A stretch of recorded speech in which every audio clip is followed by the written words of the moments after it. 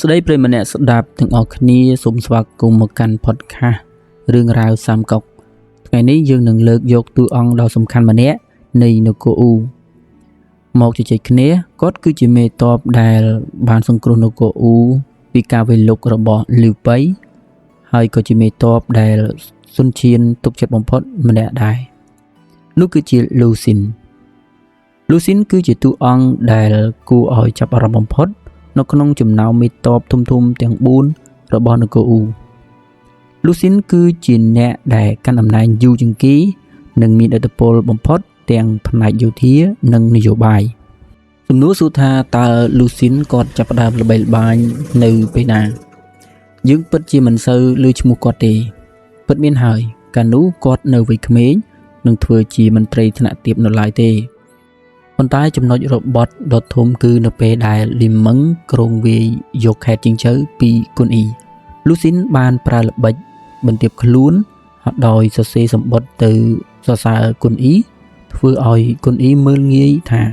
គ្រាន់តែជាក្មេងមិនដឹងអីហើយក៏ដកតបចេញពីព្រំដែននោះហើយជាឱកាសដែលនគរអ៊ូយកជីងជើបានសម្រេចលូស៊ីនចាប់ផ្ដើមល្បីល្បាញខ្លាំងគឺនៅសមរភូមិយីលីងនៅឆ្នាំ222នៅពេលដែលលីវប៉ៃលើកតបរាប់សែនអ្នកមកសងសឹកឲ្យគុនអ៊ីសុនឈៀនបានតែងតាំងលូស៊ីនជាមេតបធំកាលនោះមេតបចាស់មិនសូវជាពេញចិត្តទេពីព្រោះឃើញថាលូស៊ីននៅក្មេងពេកនិងមានចរិតជាអ្នកចេះដឹងមិនមែនជាអ្នកចម្បាំងទេ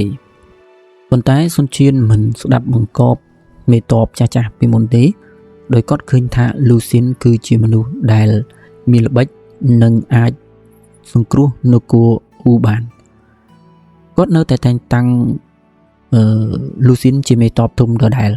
នៅពេលនោះគឺជាចម្បាំងដ៏ធំមួយជាមួយនឹងលីវប៉ៃលូស៊ីនបានប្រើការអត់ធ្មត់យ៉ាងខ្លាំងគាត់បញ្ជាឲ្យតបអ៊ូដកថយការពារយ៉ាងរឹងមាំមិនព្រមចេញច្បាំងទោះបីជាលីវប៉ៃជេរប្រមាថយ៉ាងណាក៏ដោយរហូតដល់តបស៊ូហានអស់កម្លាំងនិងបោះជំរំនៅក្នុងព្រៃដើម្បីគេចពីកម្ដៅថ្ងៃទើបលូស៊ីនប្រើល្បិចដុតភ្លើងកំទេចជំរំលទ្ធផលគឺតបលីវប៉ៃត្រូវវិនាសស្ទើរតែទាំងស្រុង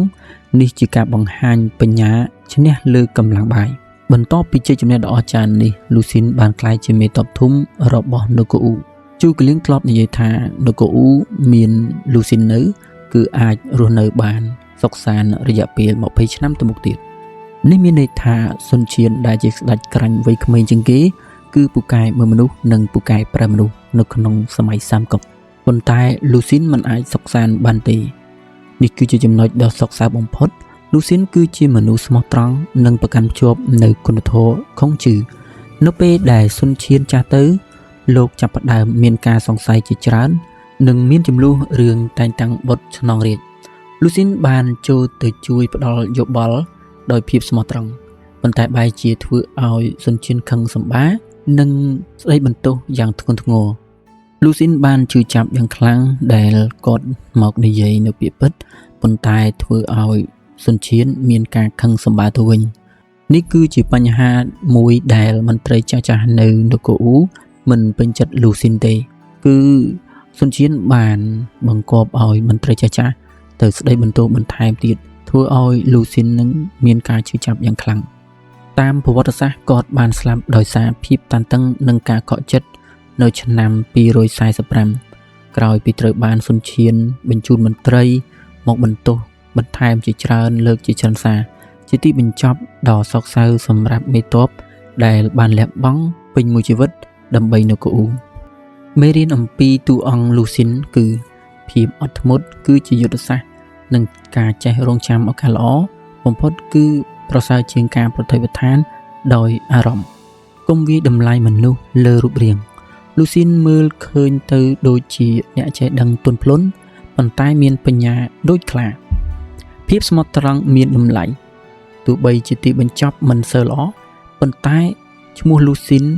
នៅតែបាននគរអ៊ូគោរពជាមន្ត្រីស្មោះត្រង់បំផុតម្នាក់តើអ្នកទាំងអស់គ្នាអាណិតលូស៊ីនទេដែលជាមេតបដ៏ស្មោះត្រង់បើអាណិតលូស៊ីនកុំភ្លេចសៀមួយណានឹងជួបគ្នានៅប្រធានបទថ្មីអំពីតួអង្គនៅក្នុងរឿងសាមកុកជួបគ្នានៅ podcast បន្ត